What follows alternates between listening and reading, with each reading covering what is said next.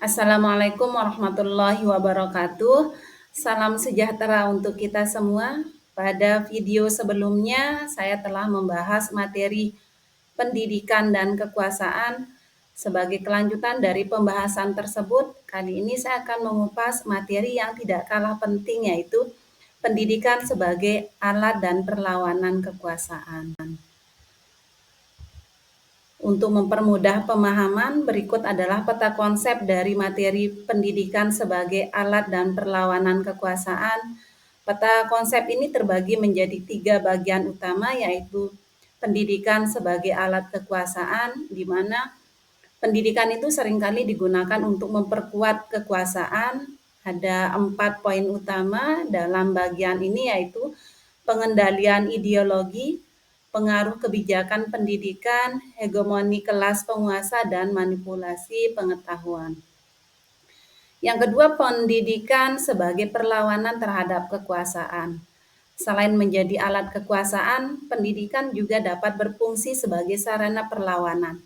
4 poin utama dalam bagian ini adalah pembebasan individu, pendidikan kritikal transformasi sosial, pemberdayaan komunitas. Yang ketiga, hubungan antara alat dan perlawanan.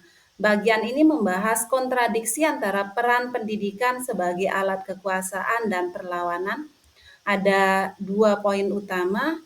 Yang pertama, kontradiksi pendidikan, dan yang kedua, kekuatan pendidikan dalam politik.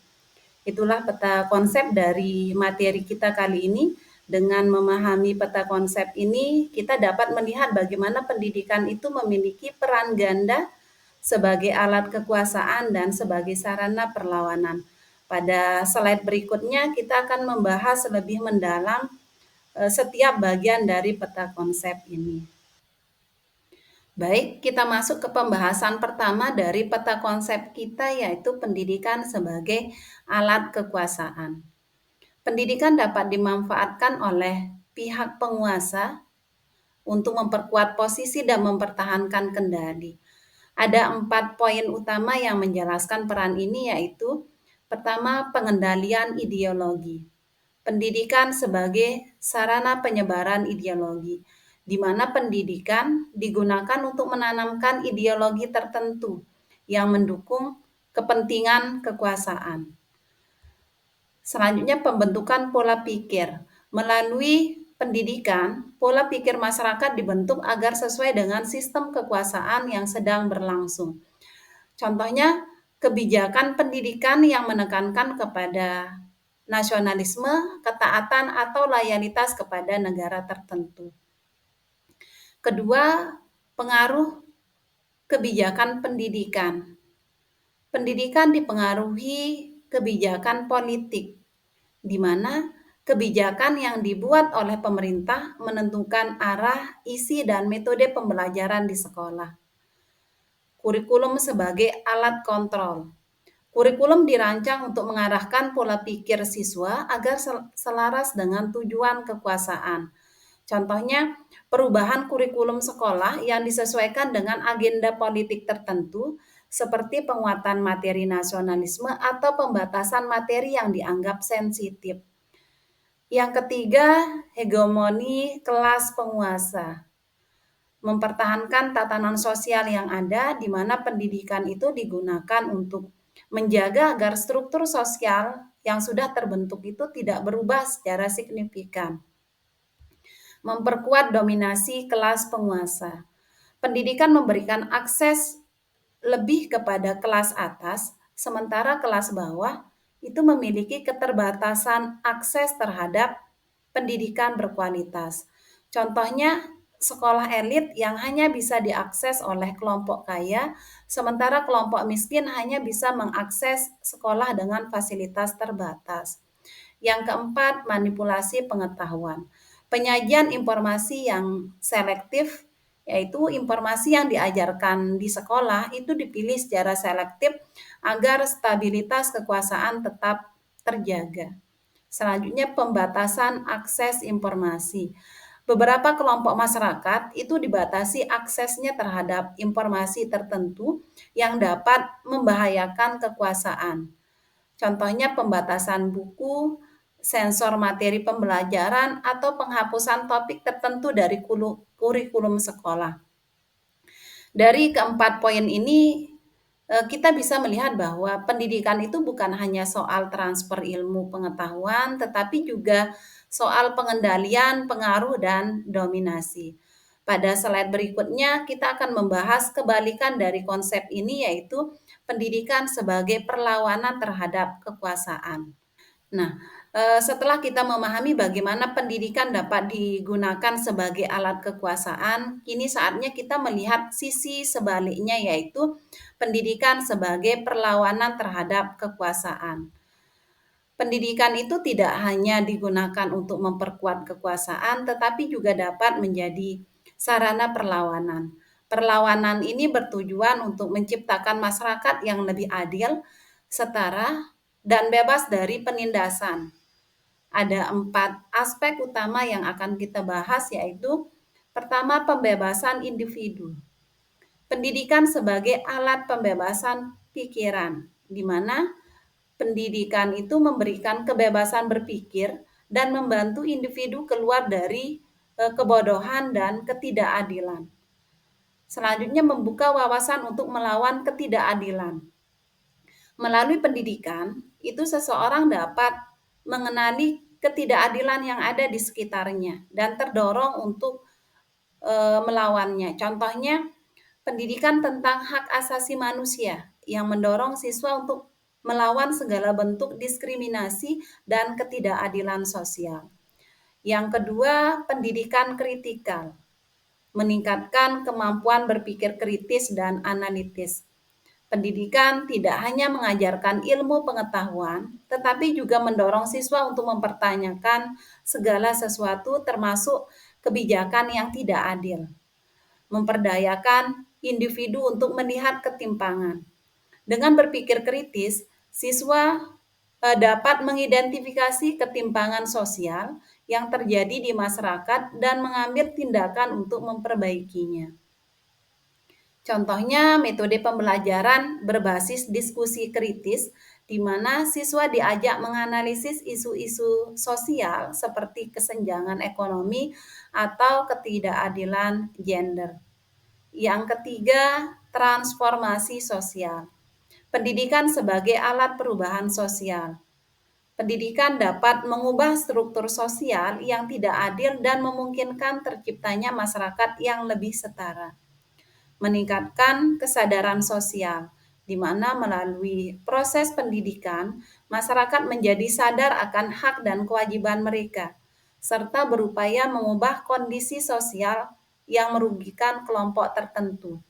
Contohnya gerakan-gerakan sosial yang dipelopori oleh lulusan perguruan tinggi yang memiliki kesadaran kritis terhadap isu kemiskinan, kesetaraan gender, dan keadilan sosial. Yang keempat, pemberdayaan komunitas. Menguatkan posisi kelompok terpinggirkan, di mana pendidikan yang inklusif memberdayakan masyarakat marginal agar mereka memiliki keterampilan dan pengetahuan yang dibutuhkan untuk memperjuangkan hak-haknya. Membantu kelompok marginal mengakses sumber daya dan peluang pendidikan. Pendidikan memberdayakan komunitas agar dapat mengakses pekerjaan, layanan kesehatan, dan sumber daya lainnya. Contohnya program pendidikan keaksaraan bagi masyarakat desa yang memungkinkan mereka mengakses informasi penting dan meningkatkan taraf hidup mereka. Dari keempat poin ini, kita bisa melihat bahwa pendidikan itu dapat menjadi kekuatan besar dalam memperjuangkan keadilan dan menciptakan perubahan sosial. Pendidikan tidak hanya membebaskan pikiran, tetapi juga menciptakan generasi yang kritis, sadar sosial, dan mampu memberdayakan komunitasnya. Pada slide berikutnya, kita akan membahas hubungan pendidikan sebagai alat perlawanan.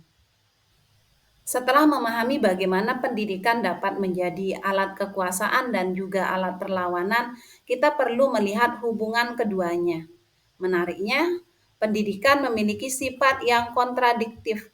Artinya, di satu sisi pendidikan dapat digunakan untuk menegakkan kekuasaan, tetapi di sisi lain pendidikan juga memiliki potensi besar untuk mengubah kekuasaan. Untuk memahami lebih dalam, ada dua aspek utama yang akan kita bahas kali ini, yaitu pertama, kontradiksi pendidikan. Pendidikan sebagai alat kekuasaan dan perlawanan. Pendidikan berada di antara dua kutub kekuatan. Negara, penguasa, atau pihak tertentu dapat menggunakan pendidikan untuk melanggengkan kekuasaannya. Tetapi pada saat yang sama, pendidikan juga dapat menjadi jalan bagi masyarakat untuk melawan dan membebaskan diri dari kekuasaan tersebut. Ketegangan antara penguasaan dan kebebasan. Disinilah muncul kontradiksi. Negara lain mengontrol pendidikan melalui kebijakan dan aturan formal, namun masyarakat juga ingin menjadikan pendidikan sebagai ruang bebas yang dapat memunculkan pemikiran kritis dan kesadaran sosial. Contoh, di beberapa negara, kurikulum sekolah dirancang untuk mempromosikan ideologi tertentu, namun guru dan siswa yang berpikiran kritis itu dapat menggunakan ruang kelas untuk berdiskusi tentang keadilan sosial dan ketidaksetaraan. Yang kedua, kekuatan pendidikan dalam politik. Pendidikan sebagai instrumen perubahan atau kekuasaan, di mana pendidikan dapat digunakan oleh penguasa untuk mempertahankan kekuasaannya. Sebaliknya, masyarakat dapat menggunakan pendidikan untuk memperjuangkan perubahan. Peran guru, siswa, dan lembaga pendidikan itu dapat memiliki peran penting dalam dinamika kekuasaan. Guru dapat menjadi agen perubahan yang mendorong pemikiran kritis. Lembaga pendidikan juga bisa menjadi ruang demokratis untuk membentuk generasi yang sadar akan hak dan kewajibannya. Contoh, gerakan mahasiswa seringkali dimulai dari kampus dan lembaga pendidikan. Di sisi lain, negara juga berupaya mengontrol kampus dengan kebijakan tertentu, seperti regulasi organisasi mahasiswa atau pembatasan kegiatan yang dianggap subversif. Nah, dari penjelasan tadi kita dapat melihat bahwa pendidikan adalah ruang perjuangan kekuasaan. Di satu sisi, pendidikan digunakan oleh penguasa untuk memperkuat kendali, namun di sisi lain, pendidikan juga menjadi ruang perlawanan, di mana kesadaran sosial, keadilan, dan kebebasan itu mulai diperjuangkan.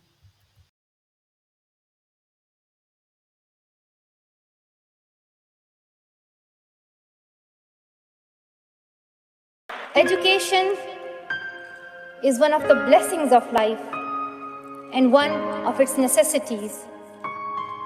Dear sisters and brothers, dear fellow children, we must work, not wait. Not just the politicians and the world leaders, we all need to contribute.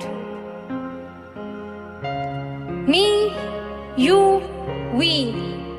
It is our duty. We realize the importance of light when we see darkness. We realize the importance of our voice when we are silenced. In the same way, when we were in Swat, the north of Pakistan, we realized the importance of pens and books when we saw the guns. Why is it that countries which we call strong are so powerful in creating wars but are so weak in bringing peace? Why is it? Why is it that giving guns is so easy but giving books is so hard? Why is it? Why is it that making tanks is so easy, but building schools is so hard. One child, one teacher, one book, and one pen can change the world. Education is the only solution. Education first. Thank you.